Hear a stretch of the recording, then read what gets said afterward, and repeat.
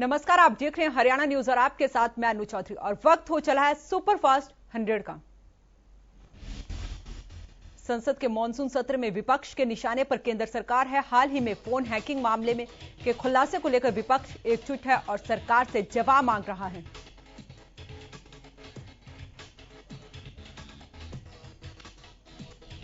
Congress, left समेत अन्य पार्टियों की ओर से अब इस मसले पर ज्वाइंट पार्लियामेंट्री कमेटी जांच कराने की मांग की गई है। वहीं संसद के दोनों सदनों में भी विपक्ष की ओर से इस मसले को उठाया जा रहा है।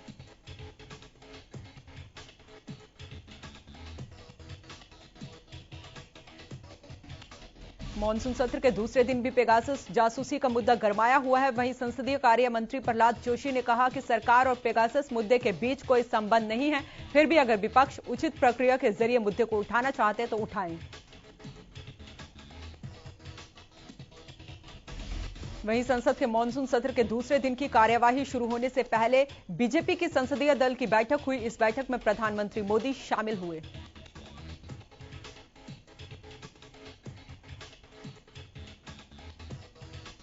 पीएम के अलावा बैठक में गृह मंत्री अमित शाह, रक्षा मंत्री राजनाथ सिंह भी मौजूद रहे। बैठक में प्रधानमंत्री मोदी ने कांग्रेस पर साधा निशाना।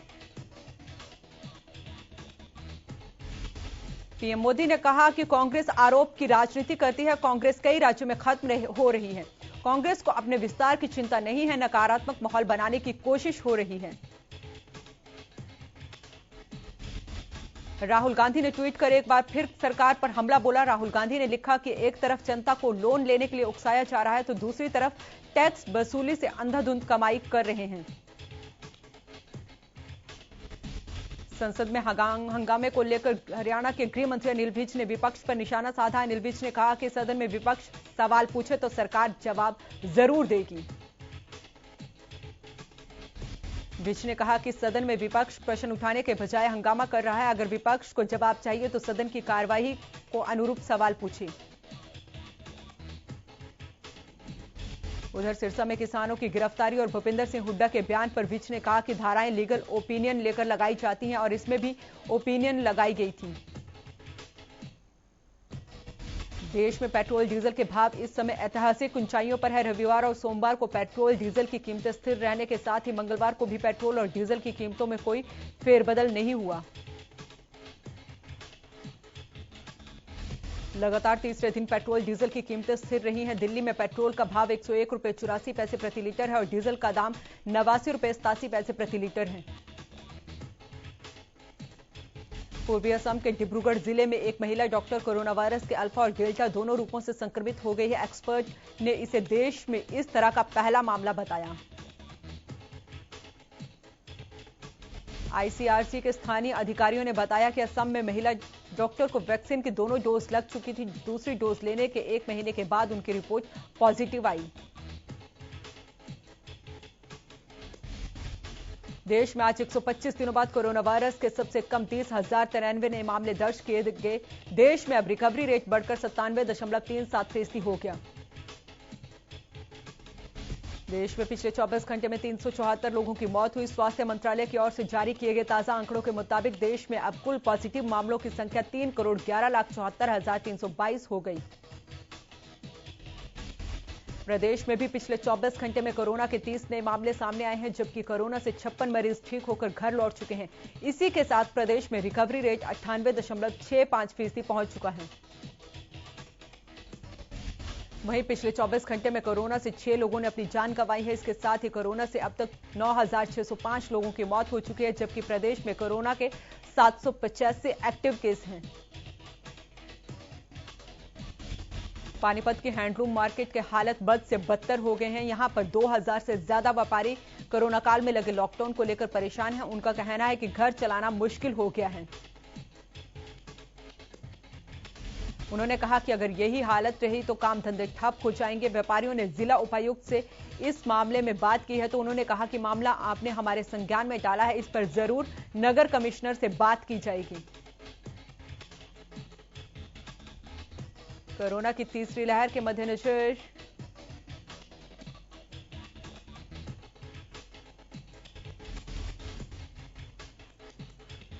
कोरोना की तीसरी लहर के मद्देनजर फतेहाबाद के नागरिक अस्पताल में ऑक्सीजन प्लांट लगा दिया गया। आपको बता दें कि कोरोना की दूसरी लहर के दौरान प्रदेश के अस्पतालों में ऑक्सीजन की भारी किल्लत हुई थी। दूसरी लहर के दौरान सामने आई कमियों को दूर करते हुए नागरिक अस्पताल में 500 लीटर प्रति मिनट क्षमता का ऑक्सीजन प्लांट लगा दिया गया है। बीते दिनों इसका ट्रायल भी हुआ, लेकिन कुछ कमियों की वजह से इसके काम में देरी हुई है। बताया जा रहा है प्लांट में आई कमी को अब दूर किया जा चुका है, जिसके बाद अब जल्द इस प्लांट में ऑक्सीजन मिलना शुरू होगी। भारतीय किसान यूनियन के प्रदेशाध्यक्ष गुरनाम सिंह चड़ूनी रादौर में एक शोक सभा में शामिल होने पहुंचे थे। इस मौके पर चड़ूनी ने कहा कि राजनीति में असंतुलन को खत्म करने के लिए चुनाव में उतरना जरूरी है। उन्होंने कहा कि जब देश आजाद हुआ था तब कहा जाता था कि लोगों का राज है, लोगों के द्वारा और लोगों के लिए था, लेकिन अब उल्टा हो चुका है। कॉरपोरेट का राज है, कॉरपोरेट के लिए और कॉरपोरेट के द्वारा ही है।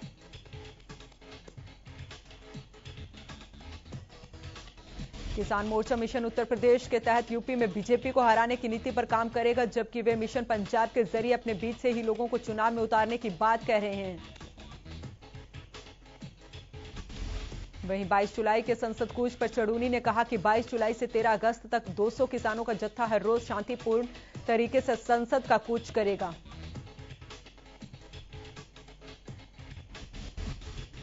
पांच किसानों की रिहाई की मांग को लेकर किसानों का धरना आज चौथे दिन भी जारी है। धरना स्थल पर किसान नेता बलदेव सिंह सिरसा लगातार आमरण अनशन कर रहे हैं। सोमवार को किसान प्रतिनिधियों और जिला प्रशासन के अधिकारियों के बीच बैठक हुई, जिसमें किसानों ने लिखित में प्रशासन को अपनी मांगें सौंपी हैं। किसान नेताओं का कहना है कि जिला प्रशासन का रवैया बदलता नजर आ रहा है। वहीं प्रशासनिक अधिकारियों का कहना है कि किसानों ने लिखित में अपनी मांग दी है, जिस पर विचार चल रहा है। किसान नेताओं ने कहा कि धरने पर बढ़ रही किसानों की संख्या को देखते हुए प्रशासन और सरकार दबाव में है। 22 जुलाई को होने वाले संसद मार्च को लेकर किसानों ने अपनी तैयारियां कर ली हैं। टिकरी बॉर्डर से भी किसान संसद का घेराव करने पहुंचेंगे। किसान नेताओं ने बताया कि बुधवार दोपहर 2 बजे टिकरी बॉर्डर से किसानों का जत्था रवाना होगा। संसद मार्च में शामिल होने वाले किसानों के पहचान पत्र बनाए जाएंगे। जत्थेबंदी का लीडर मार्च में शामिल होने वाले किसान की पहचान करेगा। हर जत्थेबंदी से 5 किसान संसद का घेराव करने के लिए कूच करेंगे। संसद मार्च के दौरान कोई शरारती तत्व किसानों के बीच शामिल न हो, इसका खास ध्यान रखा जाएगा। कोरोना वायरस की संभावित तीसरी लहर के मद्देनजर बिजली विभाग के अधिकारियों ने एक बैठक की अध्यक्षता यूएचबीवीएन के एसआई नरेंद्र सिंह ने की। बैठक में बिजली के बिलों को ज्यादा से ज्यादा ऑनलाइन ऐप पेटीएम, गूगल पे, फोन पे ऐप्स के जरिए आसानी से भरे जाने जैसे मुद्दों पर चर्चा हुई। यूएचबीवीएन के सुपरिटेंडेंट नरेंद्र सिंह ने बताया कि कैश कहीं ना कहीं कोरोना वायरस को बढ़ावा देने का काम करता है, क्योंकि एक जगह से कैश पता नहीं कितनी जगह और कितने हाथों में जाता है। ऐसे में अब उपभोक्ताओं के सहयोग से कैश न लेने का निर्णय लिया गया। सोनीपत के एसडीएम कार्यालय से भ्रष्टाचार का मामला सामने आया है। विभाग के कर्मचारियों की मिलीभगत से नकली और फर्जी दस्तावेज के आधार पर एक गाड़ी को दूसरे शख्स के नाम ट्रांसफर कर दिया गया। पानीपत की रहने वाली रीना ने 2014 में एक कार सोनीपत से खरीदी थी, जिसका रजिस्ट्रेशन सोनीपत के सरल केंद्र से करवाया था। साल 2020 में जब रीना ने अपने वाहन की जानकारी चेक की तो उसके वाहन की आरसी फर्जी तरीके से सुरेंद्र नाम के शख्स के नाम पर पाई गई। हालांकि एसडीएम कार्यालय में शिकायत के बाद आरसी को वापस महिला के नाम पर ट्रांसफर कर दिया गया, लेकिन 1 साल बीत जाने के बाद भी आरोपियों पर किसी तरह की कोई कार्रवाई नहीं की गई। फरीदाबाद के आईएमटी के उद्योगपति पिछले 36 घंटे से बिजली कटौती से जूझ रहे हैं, जिससे परेशान उद्योगपति मंगलवार को सड़कों पर उतरे और बिजली विभाग के खिलाफ मुर्दाबाद के नारे लगाए। इस मौके पर उद्योगपतियों ने कहा कि वो इस मामले में उद्योग मंत्री कृष्णपाल गुर्जर से भी मुलाकात करेंगे। साथ ही उन्होंने चेतावनी देते हुए कहा कि उद्योगपति शांत रहकर अधिकारियों की मनमानी नहीं सहेगा। इस दौरान बिजली विभाग के एक्सीएन उर्मिला ने कहा कि उद्योगपतियों ने अपनी समस्या उनके सामने रखी है। वो ये सुनिश्चित करने का पूरा प्रयास करेंगी कि आने वाले समय में इस तरह की समस्या से उद्योगपतियों को ना जूझना पड़े। पिहोवा में मंगलवार को टाउन ऑफिसर ने गलडेवा रोड पर बनी अवैध कॉलोनियों पर कार्रवाई करते हुए पीला पंजा चलवाया। टाउन प्लानर ऑफिसर ने बताया कि पिछले करीब 4 सालों से अवैध कॉलोनी काटकर मकान बनाए जा रहे थे। मकान बनाने वाले लोगों को टाउन प्लानर ऑफिसर की तरफ से कई बार नोटिस भी जारी किया गया, लेकिन अवैध कॉलोनी में घर बनाने वालों की तरफ से कोई जवाब नहीं दिया गया, जिसके चलते टाउन प्लानर ऑफिसर ने मौके पर जाकर अवैध निर्माण को गिराया। रेवाड़ी में मंगलवार को निर्वाचन अधिकारी कपिल लांबा ने वीडियो कॉन्फ्रेंसिंग के जरिए उच्च अधिकारियों से बातचीत की। इस दौरान उन्होंने विभाग के कच्चे कर्मचारियों को पक्के करने की बात भी कही,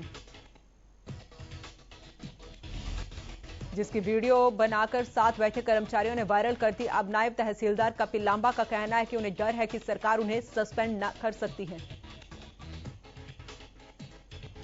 इसी को लेकर उन्होंने अन्य विभागों के अधिकारियों से अपील की है कि वो अपने कच्चे कर्मचारियों को पक्का करने के लिए आवाज को बुलंद करें। रेवाड़ी में हुई बारिश से नागरिक अस्पताल, बस अड्डा और सर्कुलर रोड पर जलभराव की स्थिति हो गई है। लोगों ने बताया कि प्रशासन हर बार मानसून में पहले दावे करता है बारिश से निपटने के लिए तैयारियां कर ली गई हैं, लेकिन उसके बाद भी कोई कार्रवाई नहीं होती है। वहीं अब बारिश होने की वजह से जल भराव हुआ है, जिससे प्रशासन को सड़कों पर उतरकर जल भराव का जायजा लेना पड़ा। वहीं डीसी ने झज्जर से अब की बार टोक्यो ओलंपिक के लिए 5 खिलाड़ियों ने क्वालिफाई किया है, जिसमें कुश्ती से Bajrang Punia, Deepak Punia, shooting star Manu Bhaker, tennis star Sumit Nagal और मैराथन से राहुल रोहिल्ला देश का प्रतिनिधित्व करने वाले हैं। झज्जर में स्टेडियम की स्थिति इतनी बदहाल है कि चारों तरफ पानी ही पानी है। स्टेडियम के रेसिंग ट्रैक और हॉकी ग्राउंड पर झील जैसा नजारा है। खिलाड़ियों के लिए प्रैक्टिस से पहले वार्म अप तक की जगह नहीं है। टेनिस स्टार सुमित नागल की प्रतिभा किसी से छिपी नहीं है, जो कि अब की बार सिंगल, डबल और मिक्स डबल्स में भारत की उम्मीद है, लेकिन टेनिस कोर्ट में नेट भी नहीं लगा हुआ है। वहीं स्पोर्ट्स अधिकारी सिर्फ कागजी कार्रवाई का हवाला दे रहे हैं कि वो विभाग को पानी निकासी के लिए लेटर लिख रहे हैं, लेकिन कागजी कार्रवाई में भविष्य के उभरते हुए खिलाड़ियों की तस्वीरें धुंधली हो रही हैं। महम 24 के भैणी भैरों गांव में मंगलवार सुबह घर में घुसकर पति पत्नी और बच्चों से मारपीट का मामला सामने आया है। पीड़ित सुरेंद्र ने बताया कि उनका आरोपी पक्ष के साथ पैसे का लेन देन है।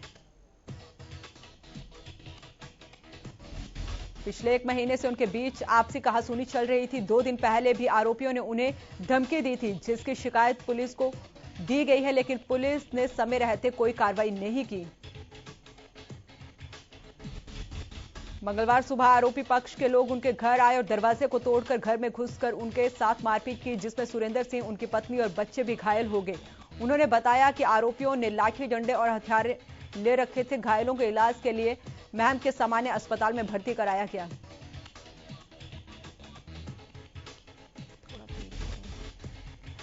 जलेबियों के साथ साथ गोहाना में देसी घी और दही से बनने वाले घेवर की भी मांग बढ़ती जा रही है। गोहाना में सावन का महीना शुरू होने से पहले ही घेवर की बिक्री शुरू हो गई है। स्वाद के बेमिसाल कारीगर माथुराम ने 1970 में घेवर बनाने में भी एक ऐसा ही प्रयोग किया था, जिसके लिए वे देश में ही नहीं विदेश में भी मशहूर हो गए। अब उनकी तीसरी पीढ़ी के नीरज गुप्ता और रमन गुप्ता अपने दादा के पुश्तैनी काम को लगातार आगे बढ़ा रहे हैं। फरीदाबाद में वैक्सीनेशन का काम लगातार जारी है। अब तक 11,43,000 लोगों को वैक्सीन लगाई जा चुकी है, जिसमें कोविड-19 के मामलों में लगातार गिरावट दर्ज की गई। फरीदाबाद सिविल अस्पताल के सिविल सर्जन ने बताया कि अब तक 12 गांव पूरी तरह वैक्सीनेट हो चुके हैं, जबकि 2 लाख लोगों को वैक्सीन की दोनों डोज लग चुकी है। पार्षद रमेश पोपली सिवानी नगरपालिका के उप प्रधान चुने गए हैं। बताया जा रहा है कि चुनाव अधिकारी एसडीएम ब्रह्म प्रकाश अहलावत ने चुनाव करवाने के लिए सभी तैयारियां पूरी कर ली थी, लेकिन रमेश पोपली इस प्रक्रिया में निर्विरोध उप प्रधान चुने गए। बहादुरगढ़ के आरटीओ कार्यालय में सोमवार को लोगों ने जमकर हंगामा किया। लोगों का कहना था कि आरटीओ विभाग के कर्मचारी उन्हें पिछले 4 महीने से लाइसेंस रिन्यू करवाने के नाम पर चक्कर कटवा रहे हैं। उनका कहना है कि रात के समय ही लोग अपने लाइसेंस रिन्यू करवाने और नए लाइसेंस बनवाने के लिए लाइनों में लग जाते हैं, लेकिन विभाग के कर्मचारी अक्सर लेट ही कार्यालय में पहुंचते हैं, जिससे नाराज आवेदकों ने ऑफिस के सामने जमकर हंगामा किया। वहीं जब इस संबंध में विभाग के आला अधिकारियों ने कहा कि लोग 4 महीने से चक्कर काट रहे हैं, लेकिन ये तो सिर्फ 5 मिनट का काम है, तो लोगों को किस वजह से 4 महीने से चक्कर कटवाए जा रहे हैं। यमुनानगर में सोमवार को हरियाणा पावर इंजीनियर्स एसोसिएशन के लोकसभा में प्रस्तावित बिजली संशोधन विधेयक 2021 का विरोध किया। एसोसिएशन का कहना है कि यह कर्मचारी विरोधी बिल है, इसे जल्दबाजी में पारित किया जा रहा है। उन्होंने बताया कि केंद्र सरकार निजीकरण से दृष्टि से बिजली विधेयक को संसद के मानसून सत्र में रखने जा रही है, जिसका बिजली कर्मियों और बिजली उपभोक्ताओं पर व्यापक प्रतिकूल असर होगा। इस विधेयक को लेकर बिजली कर्मचारियों और बिजली उपभोक्ताओं से कोई राय नहीं ली गई है, केवल औद्योगिक घरानों से ही विचार विमर्श किया गया है। सोनीपत में सोमवार को भारी बारिश के बावजूद जनरल इंजीनियर वर्कर्स यूनियन के बैनर तले कर्मचारियों ने मिल्टन साइकिल कंपनी के खिलाफ जमकर नारेबाजी की। कर्मचारियों का आरोप है कि मिल्टन साइकिल कंपनी के 250 से ज्यादा मजदूरों को निकाल दिया है। कर्मचारियों ने कंपनी पर सैलरी न देने का आरोप भी लगाया। इस दौरान कर्मचारियों ने मिल्टन साइकिल कंपनी को चालू करने और कर्मचारियों की बकाया सैलरी देने की मांग की है। सिरसा में स्वास्थ्य विभाग में आउटसोर्सिंग पॉलिसी के तहत कार्यरत कर्मचारियों का संघर्ष लगातार जारी है। सोमवार को भी कर्मचारियों ने अस्पताल परिसर में बने पार्क में अपना विरोध प्रदर्शन जारी रखा। धरने की अध्यक्षता यूनियन की जिला प्रधान सुमित्रा चौहान और ब्लॉक प्रधान अमित कुमार ने की। कर्मचारियों ने सरकार और जिला प्रशासन के साथ स्वास्थ्य विभाग के खिलाफ जमकर नारेबाजी की। कर्मचारियों ने कहा कि ठेकेदार की मनमानी के चलते उनके कई साथियों को नौकरी से हटा दिया गया है, जिसे कतई बर्दाश्त नहीं किया जाएगा। सिरसा में किसानों की रिहाई का मामला गर्माता जा रहा है। डिप्टी स्पीकर की गाड़ी पर हमले के आरोप में 5 किसानों की गिरफ्तारी हुई है, जिसको लेकर किसानों का धरना प्रदर्शन जारी है। इसको लेकर दक्ष प्रजापति चौक पर किसानों के साथ अनशन पर बैठे बलदेव सिंह सिरसा को सोमवार को मेडिकल करवाया गया। वहीं इस मौके पर एसडीएम जयवीर यादव भी मौजूद रहे। में सोमवार को जिसके बाद 27 किसानों को गिरफ्तार किया गया। 27 किसानों की गिरफ्तारी के बाद बाकी किसानों ने थाना असंध का घेराव कर प्रशासन और बीजेपी नेताओं के खिलाफ जमकर नारेबाजी की। हालांकि पुलिस प्रशासन का पूरा बंदोबस्त होने के बावजूद किसानों ने प्रशासन पर पूरा दबाव बनाकर 27 किसानों को रिहा करवा लिया। यमुनानगर में अभी भी माता पिता अपने बच्चों को स्कूल में भेजने से डर रहे हैं। अभी भी माता पिता इस असमंजस में हैं कि अपने बच्चों को स्कूल में भेजें या ना भेजें। जिस तरह से तीसरी लहर की आशंका जताई जा रही है, उसके बाद हर कोई डरा हुआ है। बताया जा रहा है कि तीसरी लहर का बच्चों पर ज्यादा असर देखने को मिलेगा। हालांकि स्कूल प्रशासन ने कोविड गाइडलाइंस का पालन करते हुए स्कूलों को फिर से खोला है। अगर फिर भी किसी तरह की कोई दिक्कत होती है तो विचार विमर्श के बाद स्कूलों को बंद कर दिया जाएगा। चौधरी देवीलाल विश्वविद्यालय से संबंध सिरसा के सभी कॉलेजों में सोमवार से ग्रेजुएशन और पोस्ट ग्रेजुएशन की परीक्षाएं शुरू हो गई हैं। विश्वविद्यालय के कॉलेजों और संबंधित सभी कॉलेज में छात्र छात्राओं की चहल पहल देखने को मिली। कोरोना काल के चलते पिछले लंबे समय से कॉलेज में शैक्षणिक कार्य बंद थे। डाउट क्लियर करने और प्रैक्टिकल के लिए छात्र कॉलेज में आ पा रहे थे। कॉलेज में परीक्षाओं के मद्देनजर पूर्ण प्रबंध किए गए हैं। कमरों में को सैनिटाइज किया गया है। पानीपत में दूसरे समुदाय की लड़की से शादी करने की रंजिश में 15 से 20 युवकों ने एक व्यक्ति पर लाठी डंडों से हमला कर दिया। युवक के बेहोश होने के बाद आरोपी उसके घर पहुंचे और परिजनों के साथ मारपीट की। पड़ोसियों के आने के बाद आरोपियों ने अपनी 2 बाइक छोड़कर फरार हो गए। वहीं पीड़ित की जेब से 7,500 रुपए भी ले गए। फिलहाल पीड़ित की शिकायत पर किला थाना पुलिस ने 5 नामजद और 15 अज्ञात युवकों के खिलाफ केस दर्ज कर लिया है। पुलिस ने आरोपियों की दोनों बाइक कब्जे में ले ली है। सिरसा की पुरानी हाउसिंग बोर्ड कॉलोनी में चोरों ने एक मकान में सेंध लगा दी है। घर के सभी सदस्य मकान मालिक की बेटी की शादी में शरीक होने के लिए गए हुए थे। उसी दौरान चोर लाखों रुपए लेकर चंपत हो गए। चोरी की पूरी वारदात कैमरे में कैद हो गई। तस्वीरों में साफ दिख रहा है कि 3 नकाबपोश घर में घुसे हैं और उन्होंने बड़ी ही आसानी से वारदात को अंजाम दे दिया। पुलिस ने मामला दर्ज कर जांच शुरू कर दी है। करनाल में 5 सितारा होटल में 11 साल के बच्चे की स्विमिंग पूल में डूबने से मौत हो गई। बता दें कि परिवार शादी के लिए नरवाना के होटल में आया था, लेकिन शादी का माहौल मौत होने से मातम में बदल गया। जांच अधिकारी ने बताया कि परिवार वालों ने बच्चे को एक निजी हॉस्पिटल में भर्ती करवाया है, जहां बच्चे की मौत हो गई है। वहीं पुलिस ने होटल वालों के खिलाफ मामला दर्ज कर लिया है। फिलहाल शव का पोस्टमार्टम करवाकर परिजनों को सौंप दिया है। वहीं परिवार वालों ने आरोप लगाया है होटल में मैनेजमेंट की लापरवाही से बच्चे की मौत हुई है। फिलहाल पुलिस पूरे मामले की जांच कर रही है। महामारी की दूसरी लहर और वायरस के डेल्टा वेरिएंट के बढ़ते मामले को देखते हुए कनाडा सरकार ने भारत से डायरेक्ट फ्लाइट पर लगे प्रतिबंध को 30 दिनों के लिए और आगे बढ़ा दिया। अब यह प्रतिबंध 21 अगस्त तक के लिए बढ़ा दिया गया है। बीते दिन हेल्थ कनाडा की तरफ से जारी विज्ञापन में इस बात की जानकारी दी गई थी। बॉलीवुड एक्ट्रेस करीना कपूर ने हाल ही में उनकी प्रेगनेंसी के अनुभवों पर एक किताब लिखी है, जिस पर विवाद खड़ा हो गया। करीना कपूर ने प्रेगनेंसी पर बुक लिखी है, जिसका नाम है प्रेगनेंसी बाइबल। जबलपुर में ईसाई समाज ने किताब का नाम बदलने की मांग करते हुए पुलिस में एफआईआर दर्ज करवाने का ज्ञापन दिया है। पोर्नोग्राफिक कंटेंट बनाने के मामले में गिरफ्तार हुए बिजनेसमैन राज कुंद्रा को लेकर अब कई खुलासे हो रहे हैं। दरअसल राज कुंद्रा एक ऐसे व्हाट्सएप का हिस्सा थे जिसमें पोर्न फिल्म से जुड़े पूरे बिजनेस पर चर्चा होती है। इस व्हाट्सएप ग्रुप का नाम एच अकाउंट है, जिसमें राज कुंद्रा समेत कुल 5 लोग शामिल थे। ये सभी लोग भी पोर्नोग्राफिक कंटेंट बनाने के इस बिजनेस में शामिल थे। गौरतलब है कि मुंबई पुलिस की क्राइम ब्रांच ने बीती रात को फिल्म अभिनेत्री शिल्पा शेट्टी के पति राज कुंद्रा को गिरफ्तार किया था। राज कुंद्रा पर इसी साल